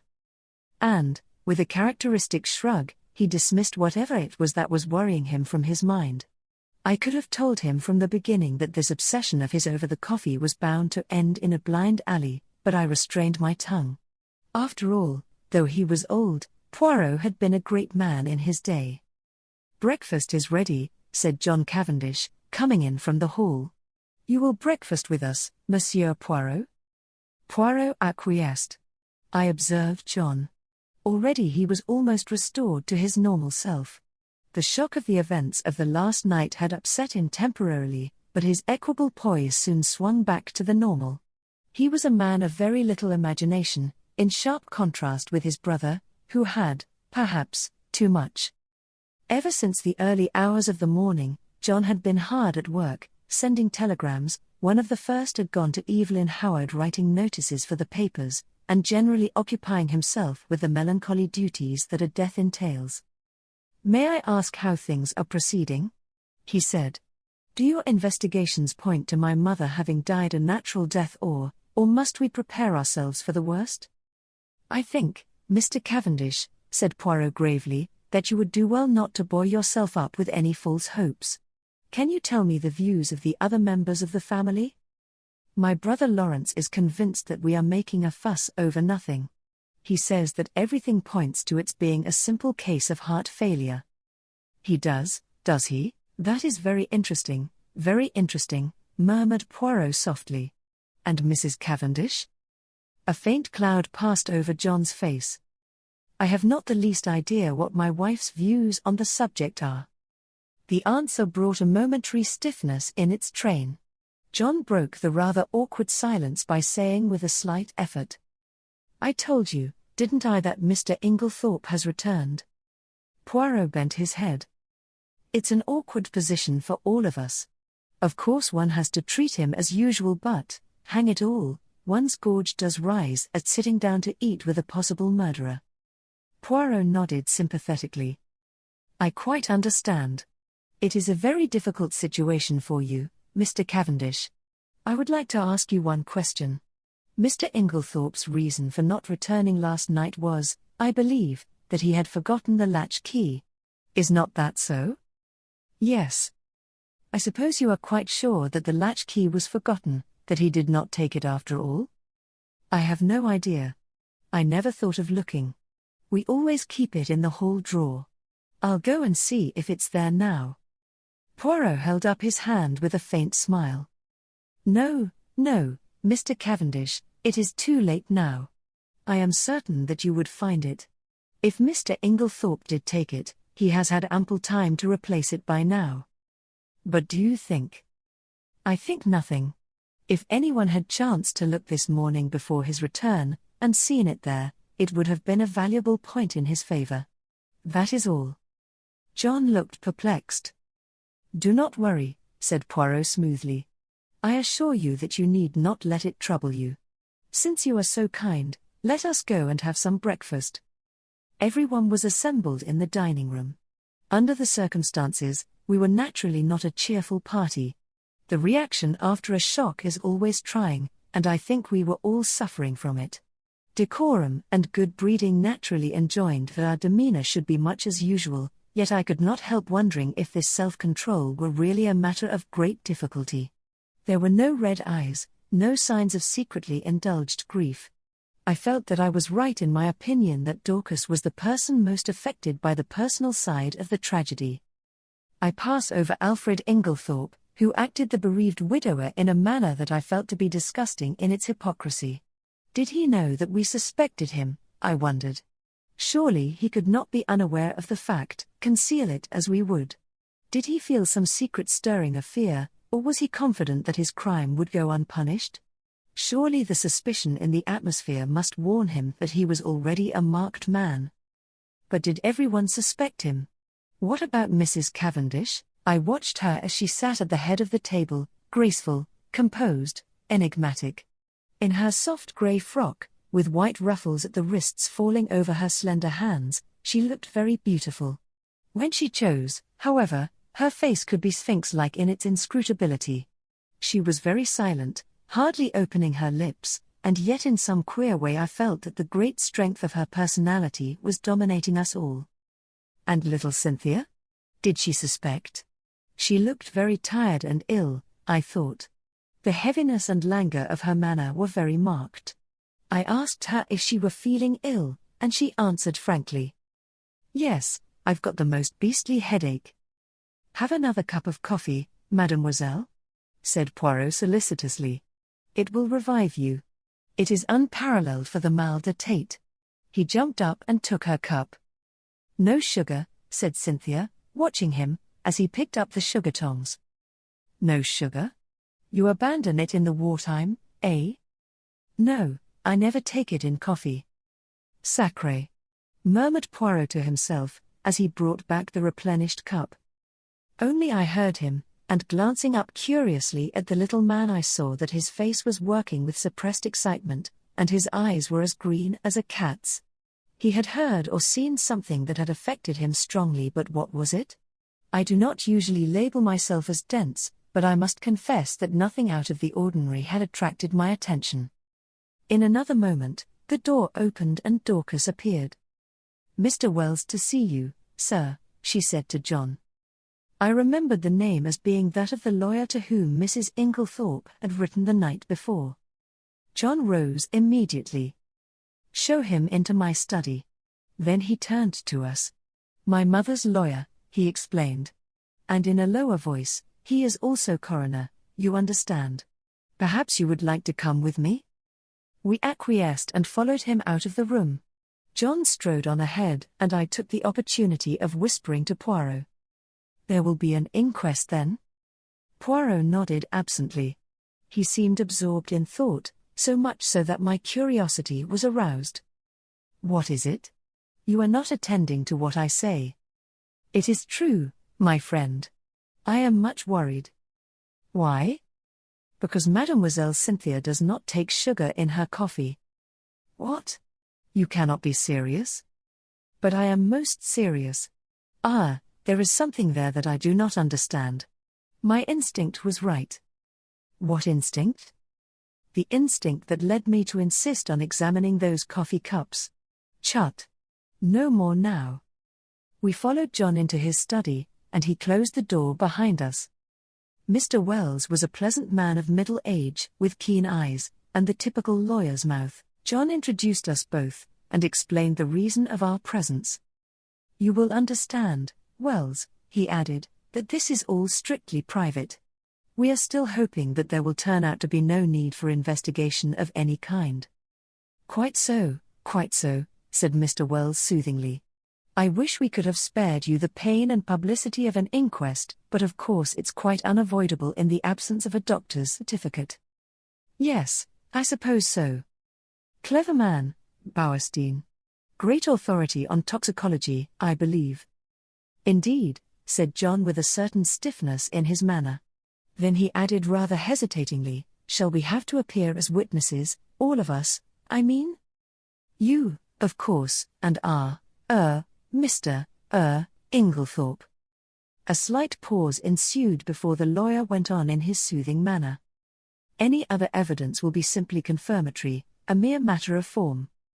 "I see." A faint expression of relief swept over John's face. It puzzled me, for I saw no occasion for it. "If you know of nothing to the contrary," pursued Mr. Wells, "I had thought of Friday. That will give us plenty of time for the doctor's report. The post-mortem is to take place tonight, I believe?" "Yes." "Then that arrangement will suit you?" "Perfectly. I need not tell you, my dear Cavendish, how distressed I am at this most tragic affair." "Can you give us no help in solving it, monsieur?" interposed Poirot, speaking for the first time since we had entered the room. "I?"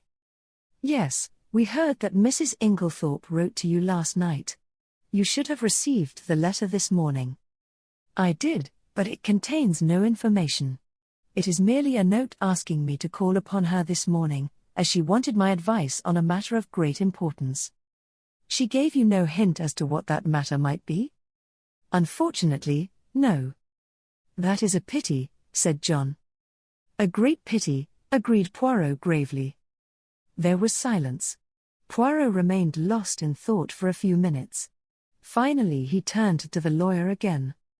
"Mr. Wells, there is one thing I should like to ask you, that is, if it is not against professional etiquette. In the event of Mrs. Inglethorpe's death, who would inherit her money?" The lawyer hesitated a moment, and then replied. "The knowledge will be public property very soon, so if Mr. Cavendish does not object." "Not at all," interpolated John. "I do not see any reason why I should not answer your question. By her last will, dated August of last year, after various unimportant legacies to servants, etc., she gave her entire fortune to her stepson, Mr. John Cavendish. Was not that, pardon the question, Mr. Cavendish, rather unfair to her other stepson, Mr. Lawrence Cavendish? No, I do not think so. You see, under the terms of their father's will, while John inherited the property, Lawrence, at his stepmother's death, would come into a considerable sum of money. Mrs. Inglethorp left her money to her elder stepson, knowing that he would have to keep up Styles. It was, to my mind, a very fair and equitable distribution. Poirot nodded thoughtfully. I see. But I am right in saying, am I not, that by your English law that will was automatically revoked when Mrs. Inglethorp remarried? Mr. Wells bowed his head. As I was about to proceed, Monsieur Poirot, the document is now null and void. Hein, said Poirot. He reflected for a moment, and then asked, was Mrs. Inglethorp herself aware of that fact? I do not know. She may have been. She was, said John unexpectedly. We were discussing the matter of wills being revoked by marriage only yesterday. Ah. One more question, Mr. Wells. You say her last will. Had Mrs. Inglethorp, then, made several former wills?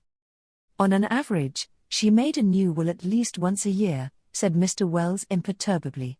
She was given to changing her mind as to her testamentary dispositions, now benefiting one, now another member of her family.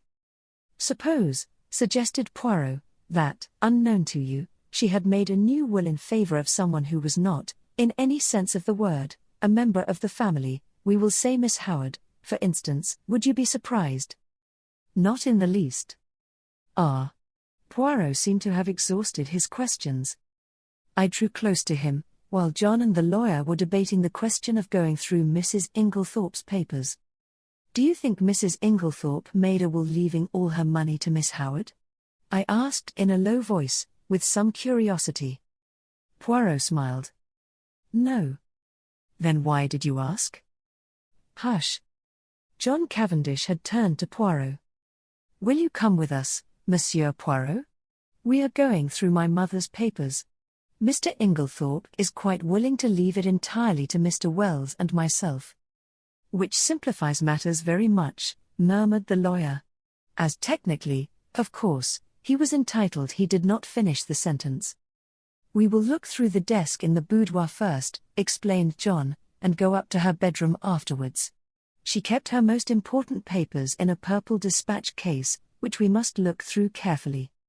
Yes, said the lawyer, it is quite possible that there may be a later will than the one in my possession. There is a later will. It was Poirot who spoke. What? John and the lawyer looked at him startled. Or, rather, pursued my friend imperturbably, there was one. What do you mean there was one? Where is it now? Burnt. Burnt? Yes. See here. He took out the charred fragment we had found in the grate in Mrs. Inglethorpe's room, and handed it to the lawyer with a brief explanation of when and where he had found it. But possibly this is an old will? I do not think so. In fact, I am almost certain that it was made no earlier than yesterday afternoon. What? Impossible. Broke simultaneously from both men. Poirot turned to John.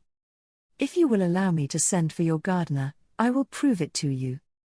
Oh, of course, but I don't see. Poirot raised his hand. Do as I ask you. Afterwards you shall question as much as you please. Very well. He rang the bell. Dorcas answered it in due course. Dorcas, will you tell Manning to come round and speak to me here? Yes, sir. Dorcas withdrew. We waited in a tense silence. Poirot alone seemed perfectly at his ease, and dusted a forgotten corner of the bookcase. The clumping of hobnailed boots on the gravel outside proclaimed the approach of Manning. John looked questioningly at Poirot. The latter nodded. Come inside, Manning, said John, I want to speak to you.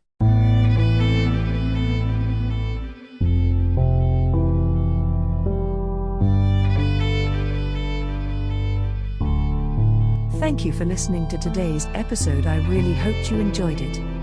There will be more to come. Please subscribe not to miss out on what is next. I will be looking forward to your return. The music is by Madfan from Pixabay. To support this and other artists, go to pixabay.com. Sheila.